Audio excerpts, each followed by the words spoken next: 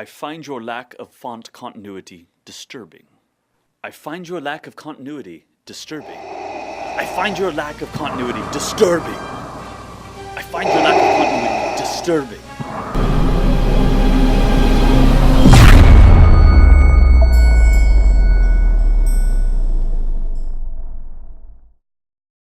Hey everyone, Steve Irola here on another episode of World of Mindslap. Today's episode is Font Wars, and we're talking all about fonts, typography, text, whatever you want to call it. It's the actual text that appears on your website, in your brochures, and it's associated with your company.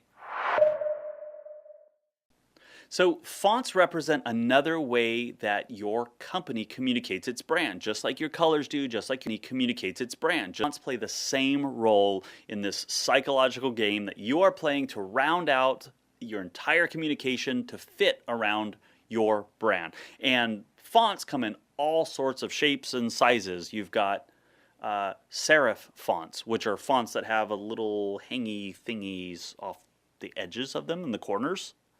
You've got sans serif fonts, which just sans literally comes from the old French meaning without. It's a little je ne sais quoi. It is oui. It is French toast, French fries. And then there's different types of fonts from there. I mean, there's block fonts, there's thin fonts, so there's this whole library of different types of fonts that can be used. Either way, your selection of font is a library of different types of fonts that can be emotional response. Again, just like all the other parts of your brand that speak to your client. So if you want to select a font, you can convey the words of romance or formal or kind of strong and tough. It just depends what your font selections are going to communicate a different emotional feeling to your audience. Your font style that's selected should reflect your company's tone of voice. So if you're playful, you'd like to select a font that is playful. But I swear, if you use Comic Sans, I'm going to come and find you, and I don't know what I'm going to do. But I swear, if you're using Comic Sans, I'm going to come there, I'm going to find you, I'm going to find a chalkboard, and I'm going to make you write on the chalkboard 100 times. I will not use Comic Sans. Ridiculous. So just like any other part of your brand elements, the type font that you choose, the typeface that you choose, represents your company. It's going to build recognition. The consistency of use is going to help our customers represent your brand or recognize your brand through its representation. So it's part of the whole package. It's one of those things that people will be able to just look at some of your collateral and say, oh, I know what company that is, because it's coming together with the fonts, the colors, and the logo. It says your company.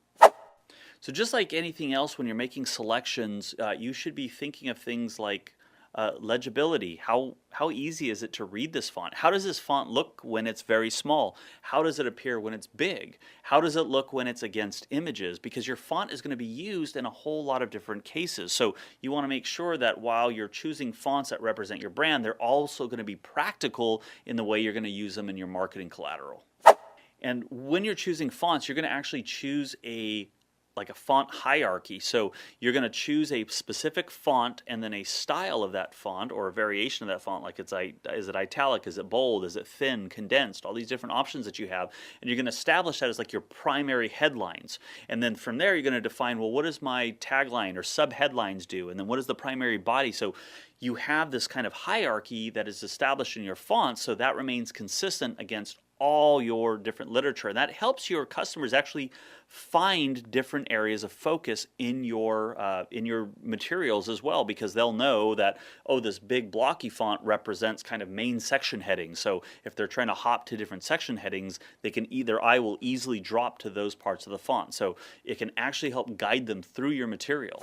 The colors you choose for your fonts as well is going to play a large role, because selecting colors, different colors of fonts to see how they play against other colors. How does your font look like in that color? How does it look like if it's just in white on black or black on white? Does it still read the same as it does when it's on images? These are all things that you want to make sure that you're testing and accounting for to make sure that the versatility of your font is still there and it's still representative of your brand. So that's it. Quick overview on font. This is Steve signing off from World of Mindslap. If you enjoyed this episode, please give us a like, subscribe for future episodes, and if you can share this with somebody that you think would enjoy it, we'd appreciate that. Until next time, we'll see you on the next episode of World of Mindslap.